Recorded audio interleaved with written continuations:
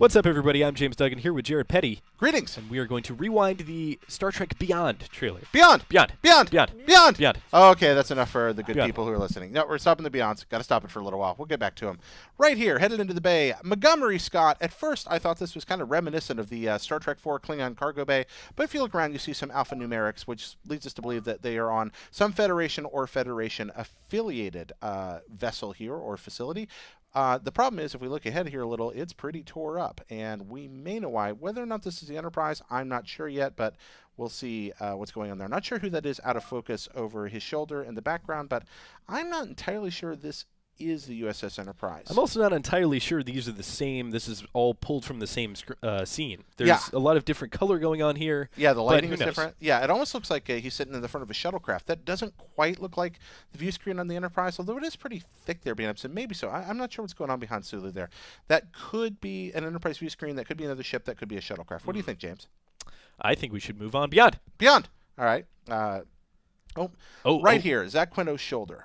Interesting thing, if you look at the patch on his left shoulder to your right on the screen, you see USS Franklin. The USS Franklin has appeared in a couple of Star Wars things, different incarnations. In one of them, it was a Constitution-class cruiser, just like the Enterprise, leading us to wonder, why is Spock wearing USS You got Franklin some gear? Hawkeyes, Jared. Yeah, is That he? is a fantastic observation. Oh, it's right there on the shoulder. Is he a crew member on the USS Franklin? He's a new captain now. Are they aboard the Franklin? What's going on? You suggested perhaps That he visited the gift shop before he left. I think that makes as much sense as anything. Summer. This summer, exciting things. But this is not the USS Franklin. Clearly, USS NCC 1701, USS Enterprise, right there. And yeah, okay. A drone swarm. A drone The swarm. Zerg have come to attack. The Zerg, Mass Effect 2, the skies over Iraq have attacked the USS Enterprise. And yeah, that's right there. That's not a meteor. That's clearly some sort of nose cone of a small fighter or vehicle. These could be kamikaze, but So you do my kinda question get a is, drone do you vibe think from that them. these are manned, or they definitely move in kind of a drone swarm insect kind of way? But if you look at that shot, that definitely looks like the nose cone of something that's manned, and even in the center there's a bit of a golden art on top of the like a cockpit. whatever that is. I'm So not sure. perhaps- I wonder, with current sensitivity about drones, I kind of feel like they might go with, yeah, of course it's drones. Drones are evil. Drones, oh God, Drones they'll are fly coming around for and us. kill your children. They're taking photographs of you right now. You are being watched. In the bathroom. All right, but yeah, so who knows? But that's the USS Enterprise getting shredded. We assume this is the rear of the Enterprise here, probably, based on the context. The Poor planet Scotty, he below. looks so in duress there. Yeah, we're His not sure if baby this is is being torn at the. if this is the same sequence. We don't know. Maybe. But yeah, it cut around a lot. And this right here appears to be an escape sequence. Looking down, there is clearly NCC 1701, and in the background, If you can go back make to out that, some look, cliffs. his chair is very close to his head. So yeah, I think Yeah. that must be some kind of escape pod. Yeah, probably one of these right here, which stepping out into the Star Trek 3-esque Wielding his fern disruptor jungle. phaser pistol. That disruptor phaser pistol? I Yeah, think that's it. the official name What? for those who don't know. Oh, what are you talking about? Laser gun, pew pew. Are you sure that's not a Type 2 phaser? I'm All right, sure all it's right. gonna shoot lasers. Moving on. All right, it doesn't shoot lasers. Whatever else it Pew pew does. pew pew. No lasers. You know better than that. I know. James. All right, probably the wreck of the Enterprise here. Kirk, and then I'm assuming that's Kirk right there. And then behind, unidentified character. Can't tell. Alien, Yeah, not human, Jared. not human. I'm gonna say that's a non-human non-human. by you the think? red not tentacles like red hair. Yeah. All right. flowing down the back of their head. Yeah, lovely River Valley. And then here we are. Montgomery's got big old ring on that finger. Look at there. Fun fact, James Doohan, who played Montgomery Scott before Simon Pegg, did not have a third finger on his right hand. Kind of weird. It's huh? tragic. Shot off during war. Yeah. So how about that? So he wouldn't have been able to pull off this maneuver, which Yep. we're about to see. Which And actually, in fact, I would go as far to say that nobody, well, short of an expert climber, could pull this off. But I don't think anybody could do this. I honestly, lasers, Jared, pew pew explosions. yeah, I'm really just don't think that works well at all. But Simon Pegg, a wonderful actor, and they're obviously we're seeing a lot more of him in this trailer, playing off the popularity of him, which is good. He's one of the best things. Of course, about these best known movies. for his cameo in the upcoming Star Wars film. Yeah, absolutely. That's no other movies, just No. that. Yeah, never been in anything else. Here we go. You like this little moment here? I do. This is my favorite moment in the trailer. This, Here we go. for all of its potential faults, I think this is the most heartwarming. Whoever that actor is, whose name eludes me. He was in Doom. He played Why do you a character keep referring in to the him Lord as of the Guy Rings. from Doom? He is the guy from Doom. That's him. That was his You keep calling him Guy from headlining Doom. role. All right, moving on from the drones, we now have Evel Knievel, Captain Kirk America, something like that. So I've just noticed something, Jared. He What's has those motorcycle glasses on, which we see later when he grabs that character who we will see in a second here and teleports in. So I think what happens, and you can write this down, revealed here first, he jumps off this motorcycle, grabs, what'd you call her, Legolas? Oh, well, we haven't seen her yet, but yes, yeah. Grabs her Legolas the and Winter teleports Soldier. in an epic Hollywood. This is exactly what I want out of my Star Trek movies, Jared. I don't want philosophy or discussion about existential crisis or anything like that. I just want pew-pew lasers. Metaphors for racism or social injustice. No, pew-pew lasers, explosions, motorcycle jumps, and then to top it all off, sabotage by Beastie Boys. Yeah, that's what I want. This trailer has problems.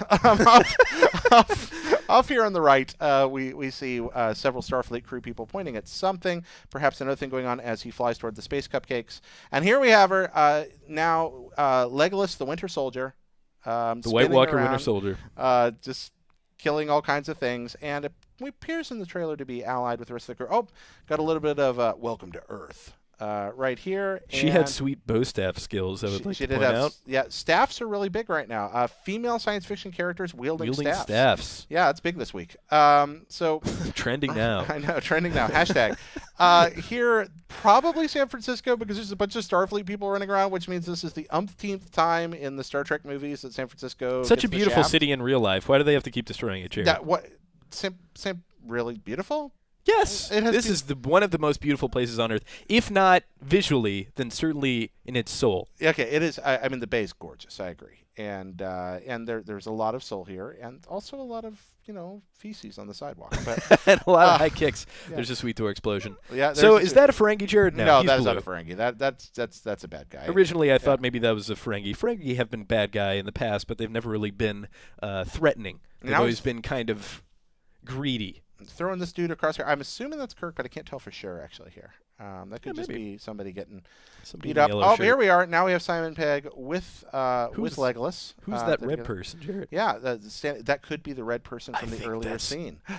The non-human. The non-human that we saw walking towards wait. Look on her left hand. She's got a sweet little... Are you gonna call that a disruptor phaser? A wrist rifle disruptor phaser, laser pew-pew, and then if you go forward a frame, those guys have them. So maybe she is a traitor of the attacking. Oh, you think so? Yeah, perhaps. One of those? Perhaps. I don't know if the weapons are the same or not. They do look kind of similar, don't they? They definitely kind of look like the end of the spears from Stargate. So this is the same scene where we saw, or the same area where the space cupcakes were earlier. We can tell from those white pillars in the background.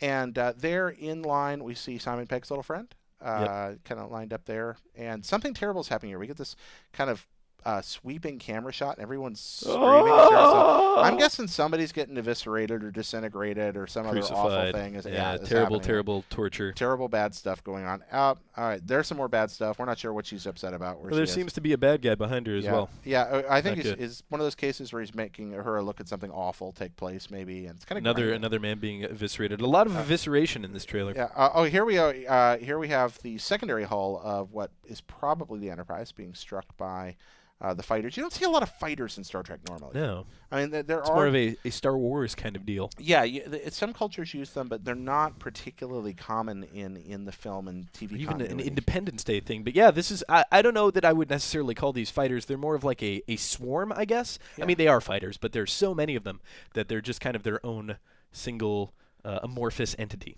And now, full-on Beastie Boys Beyond, leaping off the thing, and here comes. Oh, look, he's got his goggles on. He's leaping through the air.